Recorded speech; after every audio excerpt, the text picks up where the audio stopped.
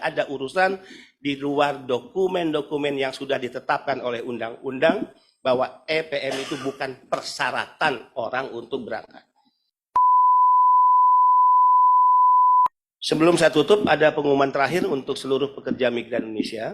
3 bulan terakhir kita disibukkan dengan isu-isu EKTKLN, ya, yang sudah berubah jadi EPMI. Saya akan mengambil keputusan yang sangat tegas terkait ini. Ya, dulu secara sejarah EKTKLN fisik itu kan sempat bermasalah karena ada dugaan kuat cawe-cawe, ya, atau unsur korupsi atau transaksionalnya lah. Sehingga waktu kunjungan Pak Jokowi ke Hong Kong dulu, masih ingat ya, itu diprotes oleh para PMI dan Pak Jokowi langsung menghentikan. Ya, itu sebelum saya. Kemudian tiba-tiba berubah menjadi EKTKLN. Jadi KTKLN berubah menjadi EKTKLN. Ya, sebetulnya ini berbau akal-akalan juga sih. Ya, ini hanya merubah dari fisik ke aplikasi. Nah, Pak Rendra, saya lapor juga nih. Saya kemarin rapat pimpinan. Saya katakan EPMI itu syarat undang-undang nggak? Bagian dari dokumen yang dipersyaratkan kepada PMI. Ternyata kan nggak ada. Nah, kita ini, birokrasi kita ini, kebiasaan sesuatu yang tidak diatur, kemudian kita ingin menciptakan aturan sendiri. Apapun motifnya lah. Tapi jelas, ini mempersulit di lapangan. Dan sudah banyak komplain pada bahkan korban di lapangan.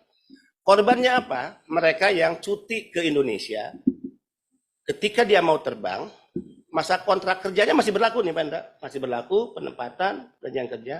Dicegat oleh imigrasi, kemudian diminta untuk menunjukkan EPMI. Jadi yang menjadi tertuduh nih kita.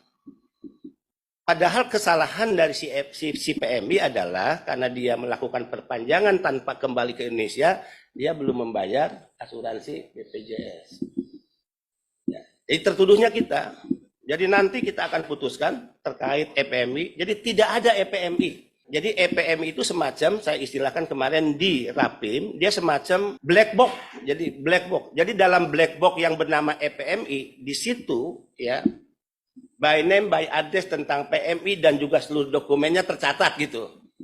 Jadi EPMI itu bukan sesuatu yang menjadi syarat orang untuk berangkat dan menghalangi orang untuk berangkat. Ini yang saya katakan, aturan diada-adakan, padahal tidak diatur oleh undang-undang yang akhirnya mempersulit. Itu yang kemudian berpotensi terjadi penyalahgunaan, abuse of power, bahkan transaksional. Ya, ya artinya gini lah, kalau sesuatu yang itu seolah-olah menjadi syarat, akhirnya negosiasi di lapangan. Ya, jadi korban sudah banyak berjatuhan, dia pegang tiket dengan nilai 7 juta, dia pegang tiket dengan nilai 4 juta, kemudian dicegat karena tidak ada EPMI. Akhirnya, kalau dilakukan benar oleh petugas saya, tentu ya udah, bukan EPMI-nya, asuransinya yang dibayar. Tapi ketika dia disarankan, misalnya di Bandara Soekarno-Hatta, disarankan membayar EPMI, dia harus ke Ciracas, asuransi, dia harus ke Ciracas, dia ke Serang. Maka batalah keberangkatannya. Ini kan dolim, ini kan jahat menurut saya.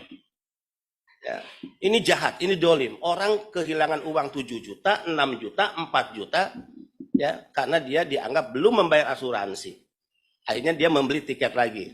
Makanya waktu saya bertemu dengan teman-teman BPJS, kalau asal alasannya asuransi, dibuka dong counter di bandara gitu. Jadi ketika dia dianggap belum membayar asuransi, ya udah bayar di situ, terbang, ya. Jadi tidak boleh lagi ada dosa-dosa kecil, dosa-dosa besar lah dalam bentuk apapun lah ya. Ini era sudah berubah, siapa yang tidak mau perubahan maka dia akan tergilas oleh perubahan itu sendiri. Ya, umur kita udah tua, jabatan kita terbatas, yang mungkin langkah kembali ke jalan yang benar, memperbaiki diri itu pilihan yang lebih baik bagi siapapun termasuk saya di lembaga ini dan seluruh jajaran.